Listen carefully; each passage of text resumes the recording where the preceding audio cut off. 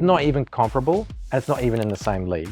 No one's putting a gun to their head and saying, buy this picture of a cat. That's the dumbest thing I've ever heard. They're not the smart money, they're the dumb money. Solana going forward is still the best shot that we have for a decentralized financial system.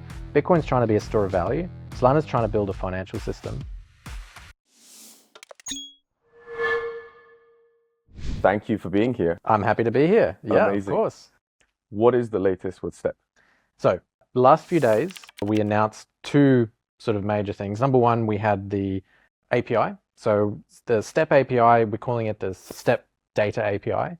Essentially, it's all of the stuff that we do on the portfolio manager page. So Step is mainly known as the dashboard. It's the place that everyone goes to find out what's going on with their wallet. So we cover all these different protocols from all over the ecosystem, put it all on one page. That's the page that you go to see. A lot of people want to get that as an API that then they can put into their product. So think if you're a wallet, right? Currently, all the Solana wallets, they just show you the value of your tokens. So when you click that little extension and it says that you have $1,000 in there, that's not actually true because they're not picking up all of the different staking protocols. Oh, I have a DeFi LP position. I have a farm over here. Maybe I have a perp position. What's my P&L on that? Like, they don't take into any of that. So if you just want accurate information of what's the value of a wallet, that's very important. Maybe you're a tax company and you want to get a transaction history of what people are doing, right? You need the data in order to do that. And if you just go to a block explorer and you look at a wallet address, you're just going to see a bunch of transaction IDs. It doesn't say, hey, this guy's staked 10 Sol and it's worth $100 or whatever it is. Like, we actually provide human readable data in that form. So the data API, very important, a lot of different use cases. That's now available for anyone to sign up for and to start trying out. The second big thing that we announced a couple of days ago was Step V3. So V3 is our version 3 of the dashboard. But essentially what that means is we're bringing together all of our different products into one place. Our tagline for a long time has been the front page of Solana. That's what we want to be. What does the front page mean? Well, it obviously tells you stuff about what's going on with your wallet, right? That's the data side of things, but also the news. So SolanaFloor, put that in there. The events that we're doing with All-Stars and other different things. So putting all of those kind of different brands, different things that we have going on in one place. The architecture's using the APIs, it's much more scalable. And ultimately, these are the two things that we're super excited about. And that's why we're here to talk about. And I'm excited to understand, when you were talking about the API there, it sounded so logical, human readable data. What's going on with my positions? What is my portfolio doing? Why wasn't that the case already? Why had nobody done this before? Well, it's a scalability issue, right? So, okay, Solana is a blockchain where there's a couple of different unique traits, shall we say.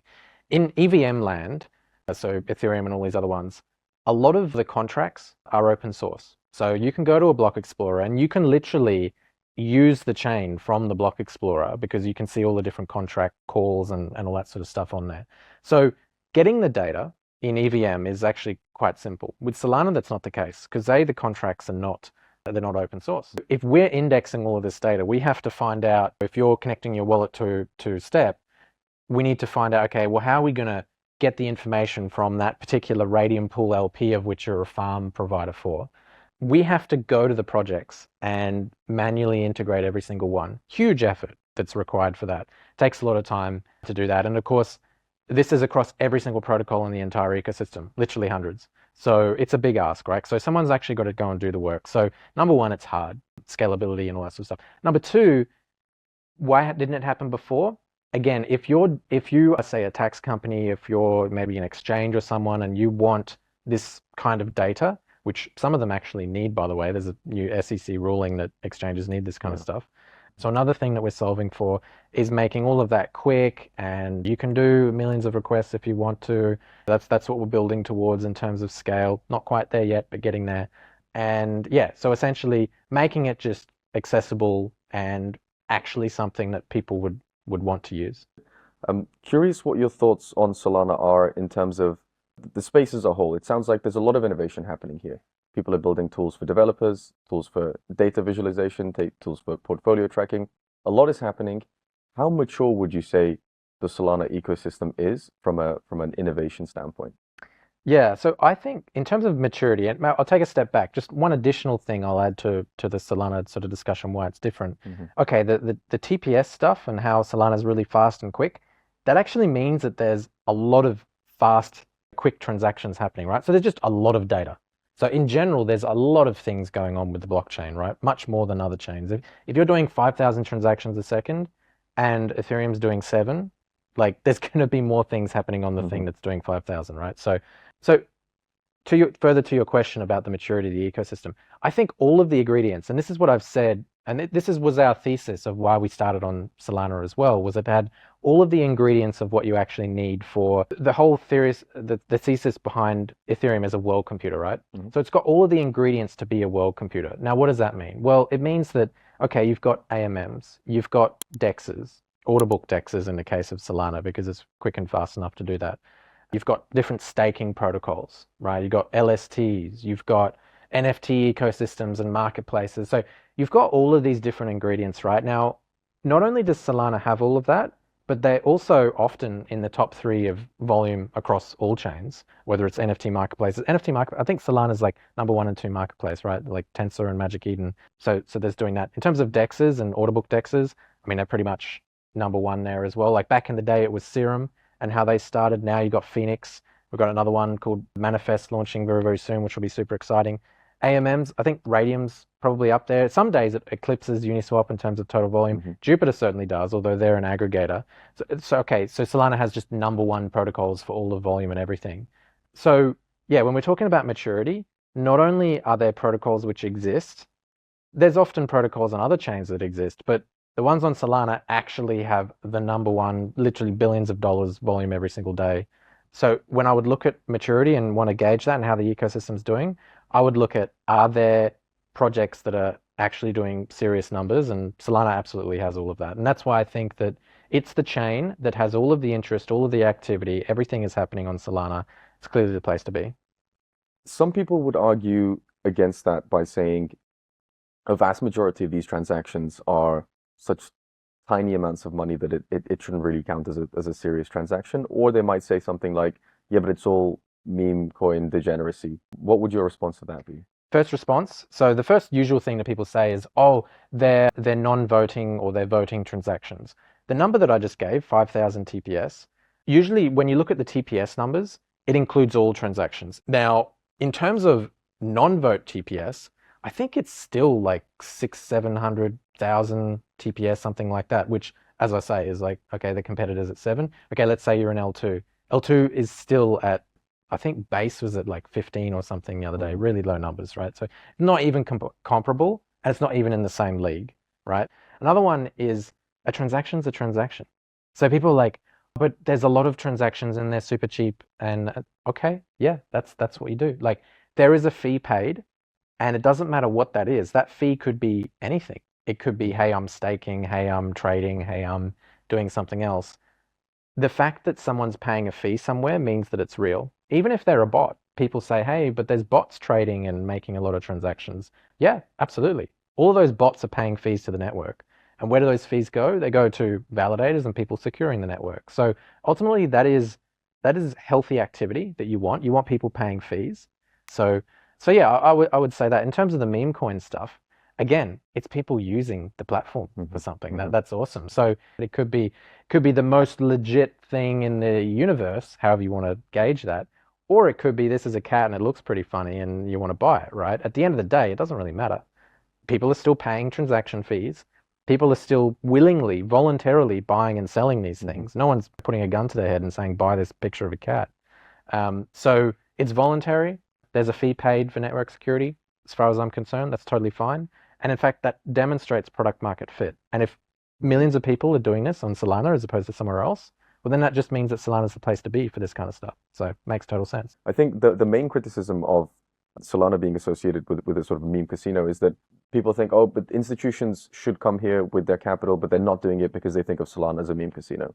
Yeah. So I guess in my mind, it's pretty clear that there is a lot of activity, but that doesn't necessarily subtract from the potential of the blockchain and the underlying. In fact, I think it adds to it, right? Like if there's a ton of activity of people doing stuff, then maybe there's more businesses created that facilitate that or that allow those people to engage in a different way. Maybe it's okay. There's a million people buying memes or something. Cool.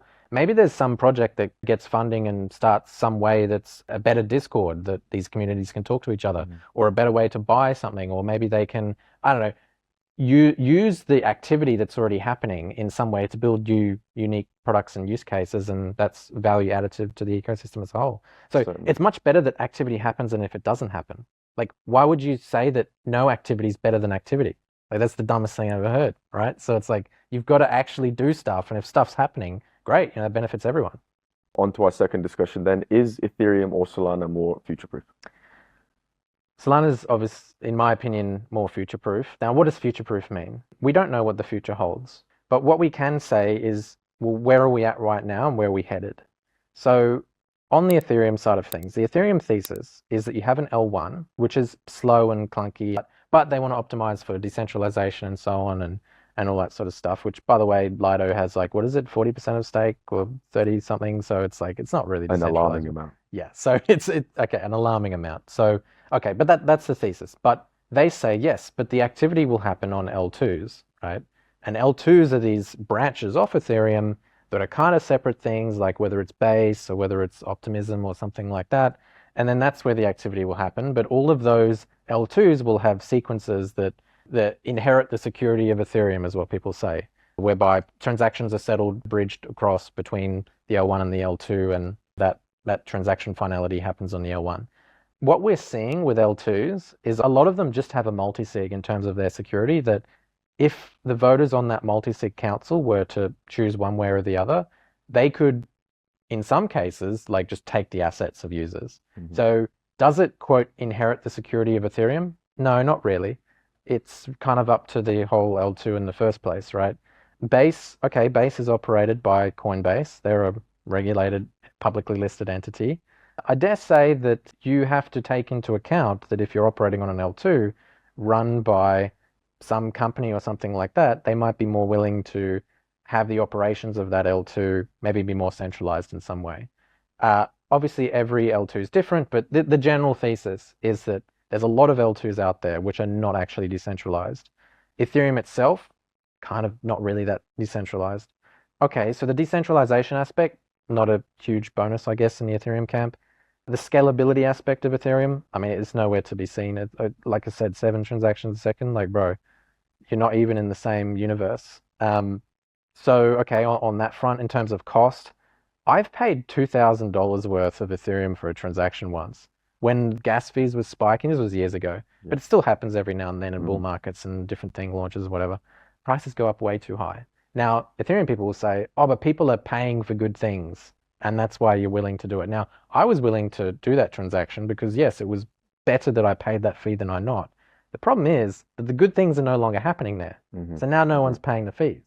So the rise of Solana and how everything's happening over there now in terms of like user base and all that sort of stuff, like activity, like active wallet addresses, contracts, like people, volume of dexes, or Solana's literally like number one, Yep. if not number two in most places. Yep. So it's like the activity is no longer there. So if your argument is people are willing to pay $2,000 because literally that's the only game in town, there is another game in town now. There's more competition, and people are not willing to pay $2,000 because at the other game you don't have to. So if we're using the word future-proof, what's more future-proof? I would say that Solana's heading in a much better direction than Ethereum is. And that's why we're on Solana, and that's why we sort of focus on it for the last few years. What sort of barrier or challenge might be around the corner for Solana? Yeah, I think Solana's not perfect by any means. And if something better comes along, then we will absolutely consider that, right? I just think that Solana is the best game in town at the moment. But some of the challenges I think going forward for Solana, so I think governance of the chain itself is an interesting thing. Now, we have a Fire Dancer opening soon on Solana, or starting soon, or being deployed on mainnet soon. Fire Dancer is an alternate client for validation of Solana blocks, essentially. Right now, there's only really one client, and that's obviously pretty bad, right? So we need client diversity for one thing. So that's a challenge that Solana has. I think the Solana Foundation's still trying to find its way in the world. There's a discussion at Breakpoint this year, should the foundation dissolve itself? And the foundation and people from the foundation have said for a long time that that is the end goal and that's what they want to get to. And essentially what they want is, the strategy is that they are just this mechanism that offers, say, grants to projects to actually go and implement things. So they're trying to dissolve themselves. But I think in some cases you do need leadership Hmm. for these things. I think that's going to be a challenge for Solana going forward. Now, the argument would be, well, Bitcoin doesn't have leadership, Right. right? Well, Bitcoin hasn't had any development for the last 10 years. Hmm. Like the same discussions in Bitcoin are happening now than when I first got into it in 2011. Like it's literally the same stuff. You can repeat it verbatim and it's the same thing. So, okay, is that the direction you want to go? Well, the store of value thing is already done by Bitcoin, right? It has the traction. It's very hard to Hmm. create that for Solana. So if you are trying to go for this whole world computer thing, DeFi, all this other kind of stuff, you kind of you need to do it different, Yeah. and you can't be the Bitcoin for that. Would you then say undeniably Solana is not only among these great blockchains that are here to stay, that has its own use case for better or worse, activities happening, and it's definitely not going anywhere. And even if it gets to a point where something, the leadership model dissolves itself, and that Solana will, through the resilience that it's shown, persevere. Well, no chain has gone through all of the nonsense that Solana's gone through, right? So we had FTX collapse, we had all these other different collapses and different people that had massive stakes getting liquidated, and Solana was hated for so long, Hmm. right? But the people that stuck with it could see that, look, this thing has the ability to scale. It's built and designed for scale, and that's what we need for a world computer, something which can be a financial system for people. And ultimately, that's what we're building. Bitcoin's trying to be a store of value. Solana's trying to build a financial system. So I think Solana going forward is still the best shot that we have for a decentralized financial system. It's quick and cheap, and anyone can build on it, and there's lots of different ways that people can build on it. So, yeah, look, as far as I'm concerned, it's going to be challenges, but it's Hmm. been through the fire. It's proven itself. It's been through the fire way more than anything else. Been hated. Now it's loved by a lot of different people. A lot of new people coming in. A lot of new people that are unburdened by the previous, history 2 years ago or whatever. They don't know any different. And this is if someone else tells them, hey, do you want to use this chain over here that charges you $30 and is really slow and takes forever? Or do you want to use this thing that's like costs you nothing and is like super quick and simple and blah, blah. They're going to go with the quick and simple one. So just build a better product.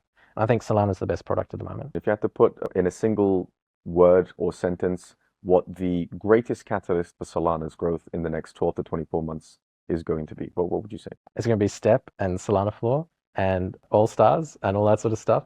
No, look, it's going to be people building cool products that people want. That's the Grassroots. catalyst. Just build cool products. That's it.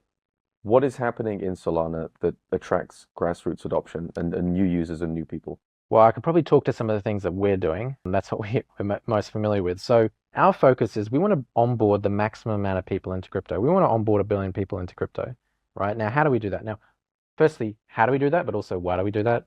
We're doing that because we want a decentralized financial system where everyone can compete on the same terms, and it's voluntary, and people have an escape mechanism for often. Look, there's 180 countries around the world and different currencies, and a lot of them suck. In fact, pretty much all of them suck. So crypto is an escape valve for a lot of that. Now, okay, so that's the why. So the how is the other thing. Now, for us, we came to the conclusion a few years ago where it was, look, we have this dashboard product, this data product. Are we going to onboard 1 billion people to this thing anytime soon? Probably not. It's really hard, right? Mhm. So what are we going to do? How do we get these people? And how do we start those conversations? You can either A, go down the path of maybe I do what everyone else does and I go on Twitter and I host a spaces and I have a Discord and I go, hey bro, we're going to do an NFT for something and I hope that people sign up. Yeah, well, in a bear market, A, no one's going to do that. And B, like all of those people are the same people that are already in the ecosystem. Mhm. This is not something that appeals to new people. So you have to actively go out and do stuff. Now, actively going out and doing stuff, if you talk to a VC, they'll be like, whoa, man, that's too hard. How does that scale or whatever? Well, we're going and doing it. So number one, we have our conferences, right? So Crossroads, Solana Crossroads, biggest Solana community conference, literally the only other Solana community conference. So we're 2 years in. The first year we had 500 people. So that was hosted in Istanbul, Turkey. Turkey's been the crossroads of the world for thousands of years. It certainly made sense. But yeah, the first event, look, it was great. 500 people turned up. That was a proof of concept. This year we did version 2, 2,500 plus. I think we're up to 3,000 in some different cases, but a lot of interest there. A lot bigger conference over 2 days. Much more happening now. Version 3 we're going for next year. It's going to be even bigger and better than before, again, in Istanbul, Turkey. We think that Crossroads as a conference It's a way to bring a lot of different projects and minds together. I mean, that's why we're here. That's why the rest of the community's here. So conferences are certainly one way that we can onboard people.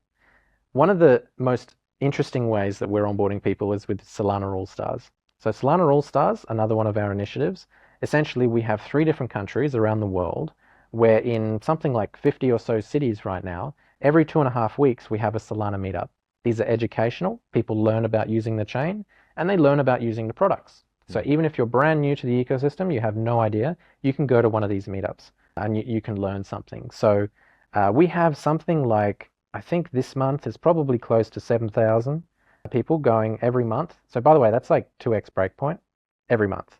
Probably by the end of the year, we'll be at 10,000 a month in terms of attendees going to our meetups. Huge numbers.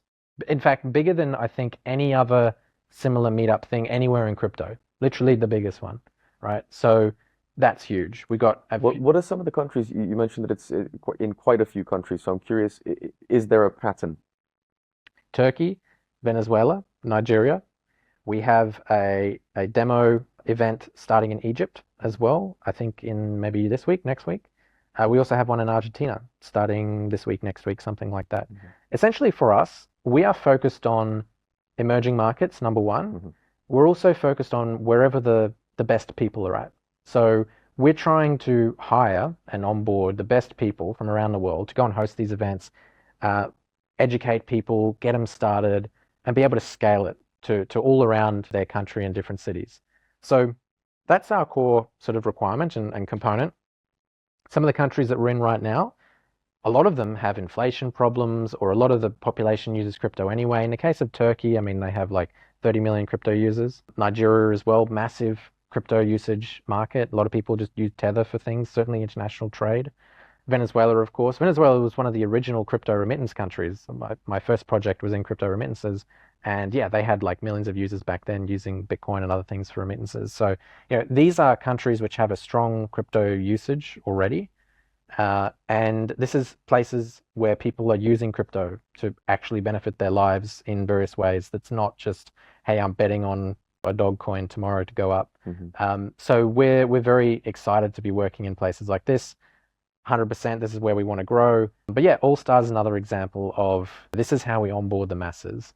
And I think we're demonstrating that. We have a great team and we want to talk to anyone else who wants to go and host All Stars in their cities as well.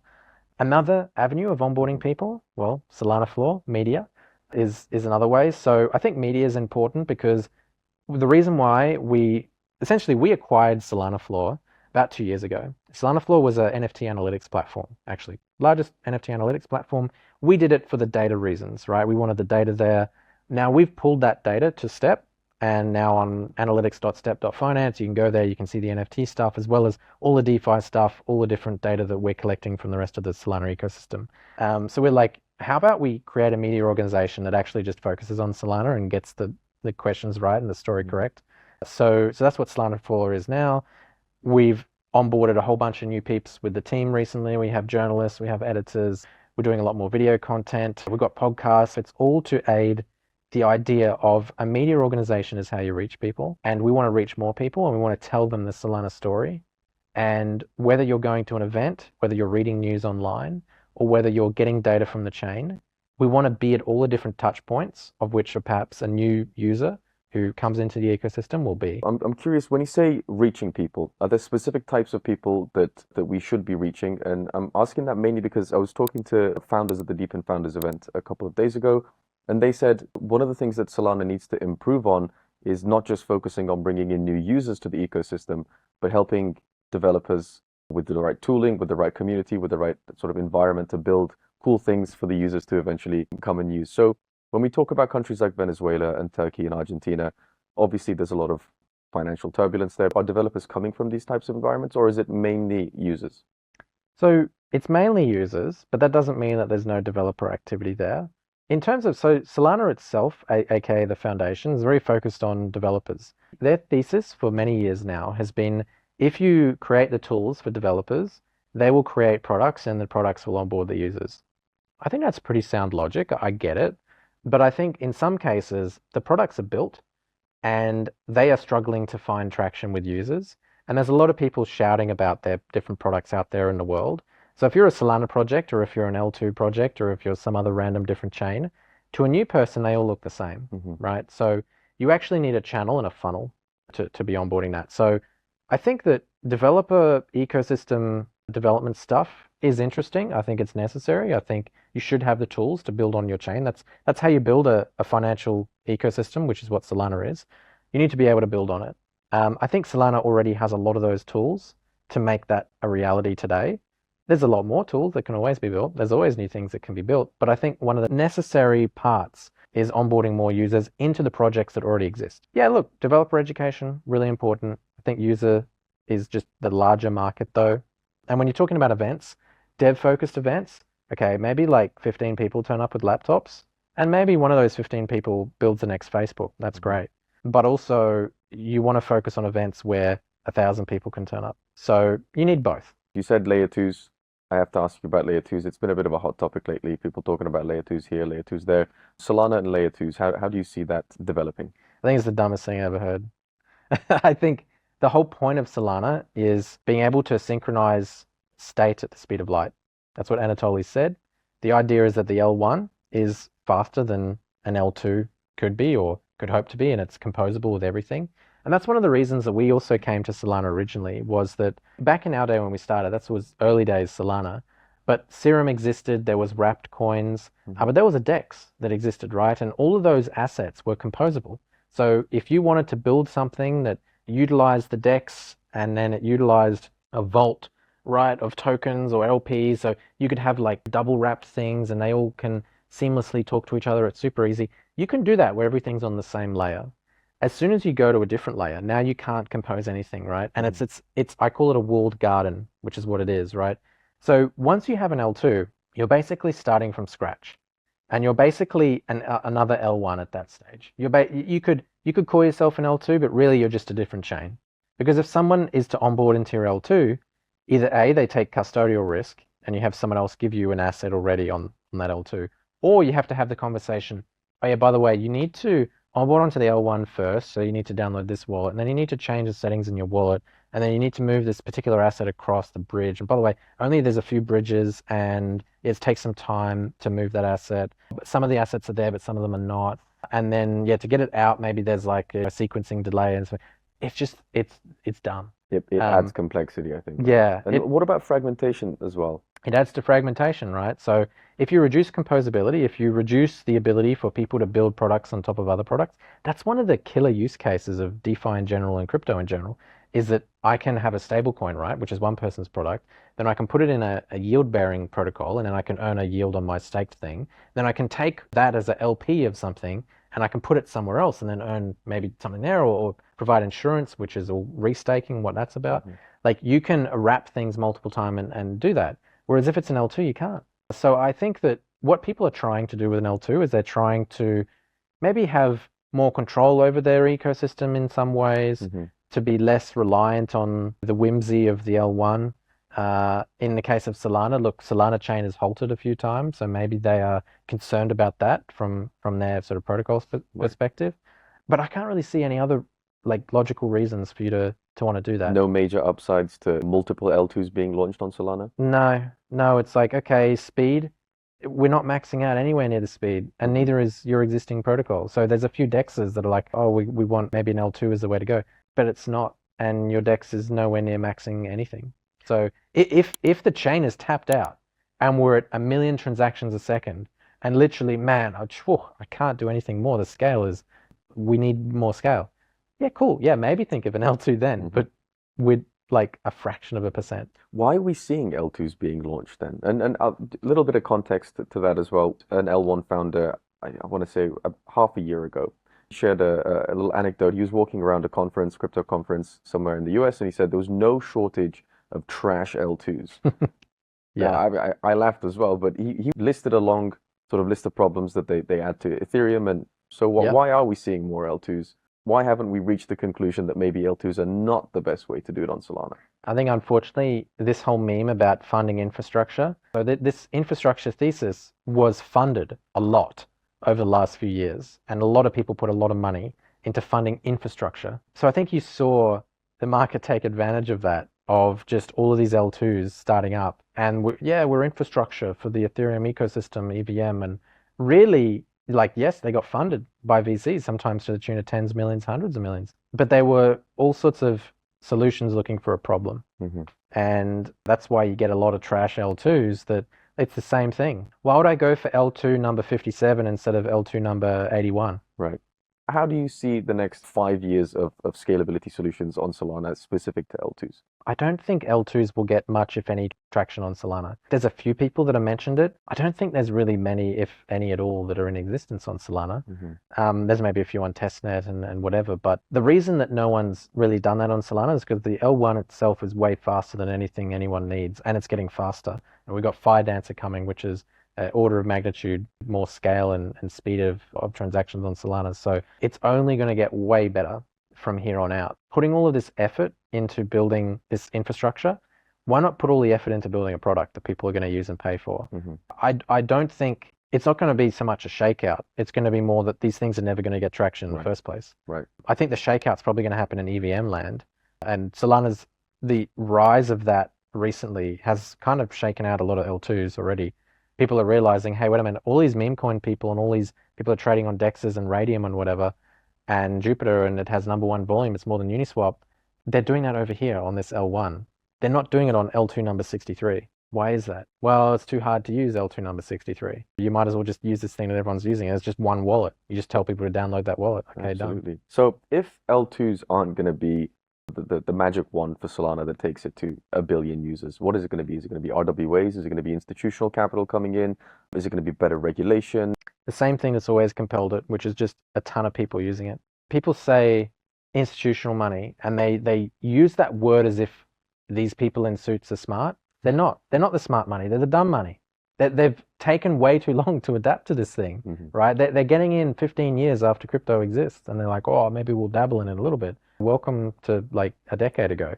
It's not the smart money, it's the dumb money. So I don't think it's institutions, although, yeah, look, if someone puts $1 billion into crypto, then obviously that's beneficial, right? Very much welcome people putting $1 billion into crypto, and if they want to put on a suit and have a license for somewhere, good on them. But I think ultimately they're only going to do that if there's a ton of people using the thing, right? And what held Solana together through the bear market and through the bad times of FTX and SBF, essentially it was people were still using it for stuff because it was fast and cheap. You just have to build products that people want to use. And whatever happens in crypto, if you're able to build that product on Solana, then it's going to do well. What's the most exciting vertical in Solana land at the moment? Is it DePIN? Is it DeFi? Is it RWAs? Is it Web3 gaming, AI? What can you put your finger on and say that is where the exciting stuff is happening in Solana? A DePIN is pretty cool. I like that. I think the word itself is a little bit of a meme, and people sort of run with it a little too much. But look, what Helium is doing, literally, we have members of the Step team who haven't paid a mobile phone subscription in like a year or two because they're paid coins in Helium to have a subscription, which is awesome. So I think what they're doing is really cool, building out like a telephony network across the world and using crypto infrastructure for a lot of that. I think there's some other DePIN projects that maybe can go somewhere. Look, it's finance. Ultimately, I think that's where it's at. Okay, yeah, it's boring. Yeah, DeFi's been with us. What's the next thing? No, the next thing is the current thing. So DeFi is what people use. We're building a financial system for everyone in the world to use. A financial system means lots of different things. It could mean investment products. It could mean DEXs, staking, whatever it might be. So I think better tools for that. Now, I read the Manifest white paper recently. That's going to be a neutral thing. It doesn't have a coin. The code is going to be open source. The team behind it is amazing. Essentially, it's a faster order book, limit order book DEX, which is why Solana started. Solana started because of Serum, right? And what Serum was. Serum was the first actually usable order book DEX that was fast and cheap. We had Ether Delta back in the day. It was hideous. And if you look up Ether Delta, everyone laughs at it because it would take you 10 minutes to place an order and it would be slow and horrible, right? Serum really pioneered the way, and a lot of products were built on top of Serum. I think that's going to be really essential for Solana's growth going forward, is just being able to build really good financial products. Give us some alpha. Give us the alpha. Well, I don't have much alpha to give, unfortunately. I mean, all I can say is come to conferences like this, go and talk to the people. So definitely check the news, check SolanaFloor for the news, of course. Go and see what's happening in the ecosystem. Participate in some way. No one's going to tell you how to get rich tomorrow, and if they are, they're telling you the wrong thing. Yeah, don't fall for that, please. Just go and use the products. If you used the products a year ago, you probably would have got like 50K in airdrops already. Like, it's ridiculous. Go and use the products, not just for the airdrops, but use it because you want to find out what is actually going to be the next big thing. And use them for the airdrops. And use them for the airdrops. Awesome. Thank you so much for making time to talk to us. My pleasure.